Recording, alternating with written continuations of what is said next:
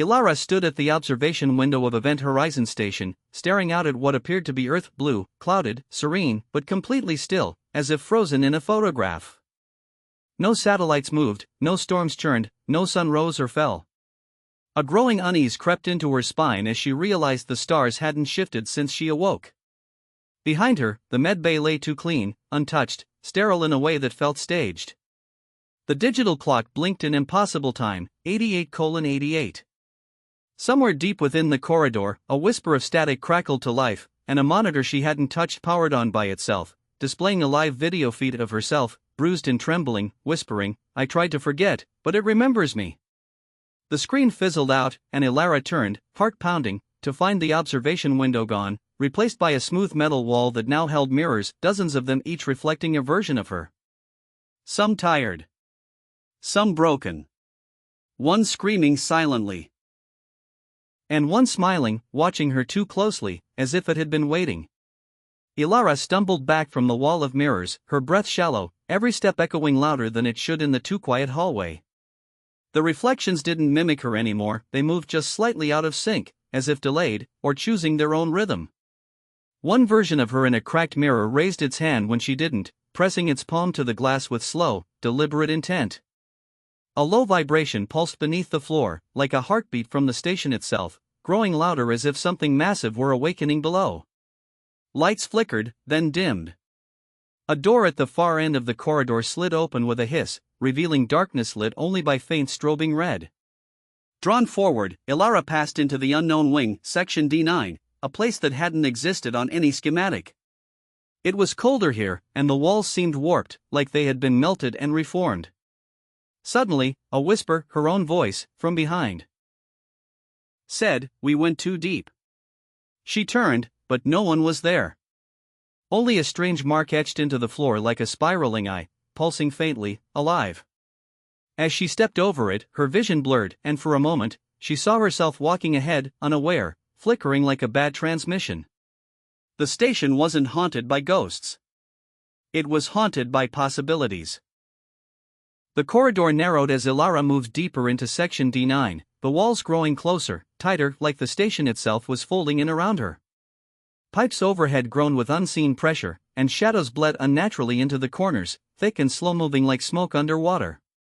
She reached a junction where the signage had been scratched away, but smeared across the wall in faded red grease was a word that hadn't been there before: rewrite. Her skin prickled.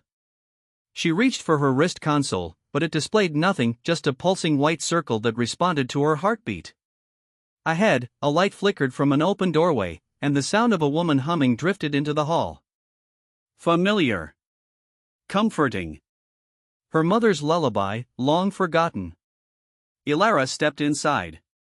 The room was an exact replica of her childhood bedroom on Earth, down to the peeling corner of the poster above her old bed and the lamp with the cracked base.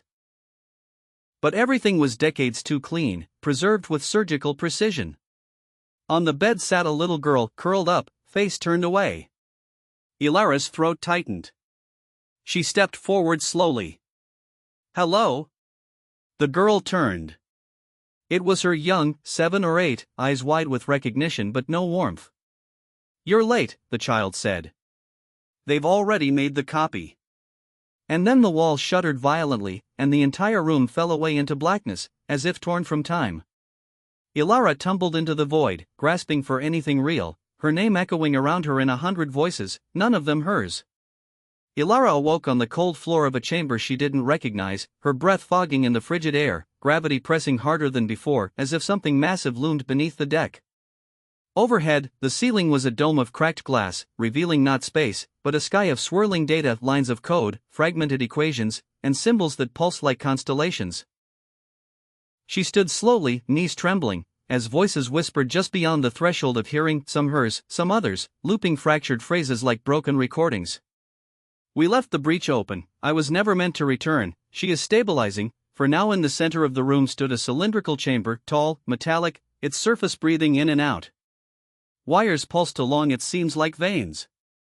And floating inside, suspended in pale fluid, was another Ilara, unmoving, eyes shut, with faint scars across her scalp where neural links had been embedded. A console nearby flickered to life without touch, displaying, Subject, E. Myers, Active Instance 02. Ilara's throat closed. Instance, she whispered. Had she been grown? Reconstructed? Repeated? The console responded as if hearing her thoughts. Echoform integrity at 61%. Memory convergence unstable. Identity overlap probable. Behind her, footsteps echoed, and when she turned, there was no one. Just a reflection in the glass of the chamber. But it wasn't mimicking her. It watched her, smiling faintly, and then whispered, "You're almost ready to wake up." Ilara backed away from the chamber, her reflection still smiling from the other side of the glass, unmoving, unblinking. A low alarm sounded from somewhere deep in the station, distant and muffled, like it was coming through layers of dream. The floor trembled. Dust rained down from above. On the console, lines of data blurred into static, then a single line remained, integration sequence initiated. Identity threshold exceeded. She didn't know what that meant, but her instincts screamed to run. As she turned, the walls of the chamber stretched and flickered like faulty projections. The hallway outside had changed. Longer, darker, and subtly pulsing with an unseen rhythm, like the breathing of some vast creature. Lights flickered overhead in a pattern, almost like Morse code.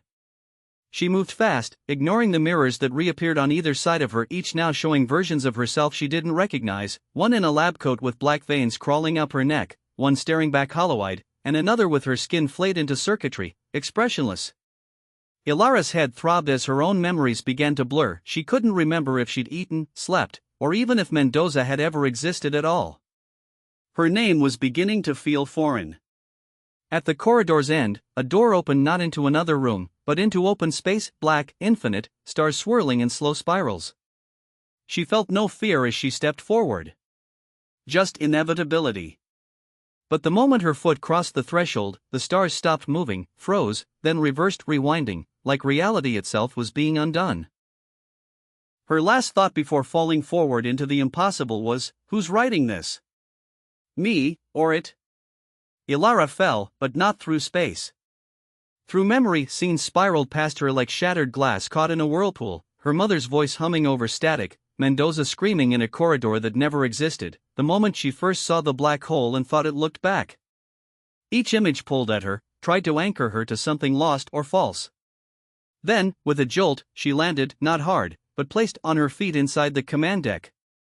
It was exactly as she remembered it, except there were two chairs, and both were occupied. One held Ilara. The other, also Ilara. They spoke in sync, whispering to each other in a language she didn't understand, yet somehow knew. They turned toward her, their eyes black voids, and spoke together in her voice. The loop closes when you accept the origin. The lights around them dimmed, revealing that every console, every panel, was covered in brainwave maps. Her brain, repeated, over and over, with slight anomalies branching like tree roots. One of the seated Ilara figures stood, her body glitching faintly, and approached. "You're the one that resisted longest," she said softly. "That makes you the key. The others were too early, too corrupted, she paused, tilting her head. "Real." Ilara stepped back. "What do you want from me?" The other smiled gently. "Not want. Need. The anomaly doesn't expand, it remembers. You gave it shape. You gave it language. Now it wants your final version." Behind them, the black hole outside pulsed again, and this time, it had a heartbeat. Ilara turned away from the other versions of herself and stumbled toward the central console, desperately tapping at controls that no longer responded to touch. Everything pulsed like living tissue beneath glass, refusing her commands. The station wasn't made of metal anymore, it was becoming something else. A synthesis. Every system had been overwritten with strange organic architecture. Panels breathing, wires twitching like tendrils, displays flickering with fragments of her dreams. She slammed her hand against the emergency override, and to her surprise, something obeyed. The chamber lights dimmed, and in the ceiling above, a hatch slid open, revealing a vast data core she'd never seen before, spinning, glowing, and bleeding slow trails of dark light. A deep hum filled the air. Then it spoke, not aloud, but from within her head, in a voice that was part her, part machine, and part something infinitely older. We consumed the others. You were the last with integrity. You are the map. Ilara dropped to her knees as memories not hers began flooding her mind. She saw herself as an engineer on a version of the station that was underwater. She saw herself dying in a fire. She saw herself born inside the core itself. The versions collided, merged, fell apart. She screamed, but no sound came out. In the reflection of the spinning data core, she no longer had one face. Her features flickered through identities like unstable code, never settling. You are becoming, the voice said. You are the breach. As her vision darkened, the final thing she saw was the stars outside the viewport rearranging themselves, not randomly, but into a shape. A symbol. A warning. Or a memory waiting to be named. Ilara woke in silence, not on the station floor, but standing upright in a chamber of obsidian glass, surrounded on all sides by floating geometric fragments, each etched with her handwriting, her voice, her decisions.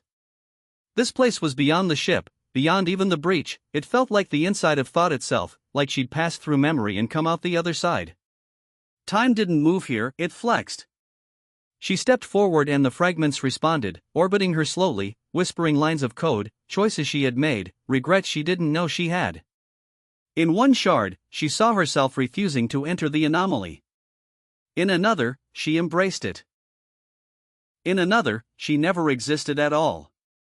You've reached the convergence point, a voice said, not from around her, but from within her chest, vibrating through her bones. All paths collapse here. Only one can return. Ilara spun, searching for a speaker, a source, but found only herself, reflected infinitely in a polished black wall.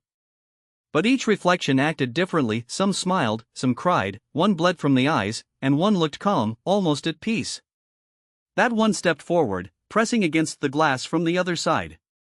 I let go, it said. You're still clinging to the idea that you're separate. That you're real. That there's an original you left to save. Ilara whispered, I am real. But even as she said it, the walls shimmered, and her reflections began merging together, layer by layer, moment by moment. She screamed, not from pain, but from the truth settling in. She wasn't a survivor, she was the signal trying to remember itself. Dr. Mara Voss stood at the edge of a vast obsidian plain, where the stars above no longer formed constellations but spiraled inward toward a single vanishing point, a memory singularity. The fragments of her identity still hovered around her, thinning like vapor, the voices of alternate selves now quiet, absorbed or erased. Her breath came shallow, though there was no air, her body ached, though nothing seemed physical anymore.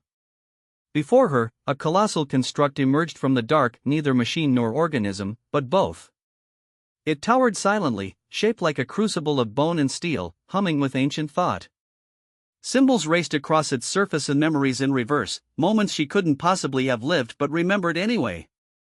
The construct spoke, not with words but emotion. You were never meant to survive. You were meant to resolve. Mara staggered back, fury and fear clashing inside her. I am not a copy, she hissed. I'm not your echo. But the structure pulsed again, and from its core, something was born, a figure emerging slowly, a mirror of her, fully formed, calm, perfect. It opened its eyes and smiled. I am what you left behind, it said. The station didn't pull you in, you pulled it around yourself. Mara tried to run, but the plane extended endlessly in all directions. The stars above pulsed once, then blinked out completely. Everything vanished but the sound of her own heartbeat, no longer steady, but sinking to a deeper pulse that wasn't hers. She wasn't being watched anymore. She was becoming the watcher. Dr. Mara Voss floated, not through space, but through conscious structure, drifting between layers of existence that blurred memory with code, fought with gravity. Around her, the Event Horizon station reassembled itself from light and logic, forming piece by impossible piece like a simulation rewinding itself, desperate to reassert a shape it no longer understood. She landed softly on the bridge, alone, but everything hummed with awareness, as though the walls themselves remembered her touch. Across every screen, a single phrase pulsed, define self to proceed, her. Voice cracked as she spoke, I'm Mara Voss. I'm human. But the words faltered. Every time she tried to describe who she was, the definition slipped. Was she the survivor? The anomaly? A pattern running loose in the machine? The walls closed in tighter with each failed attempt. Then, from the command chair, something moved, a figure turning slowly to face her. It was herself, but stripped of all emotion, pure and smooth like a memory too often replayed.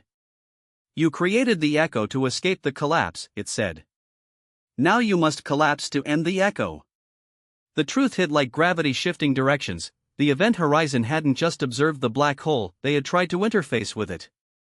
And in doing so, they opened something that recorded, reconstructed, and replayed until identity itself fractured. She looked at her reflection in the polished steel of the console. It glitched. She glitched. Around her, the station began to unravel again, but this time, it waited for her command. The bridge trembled beneath Dr. Mara Voss's reality began to thin, the station pulsing like a heart too long denied rest.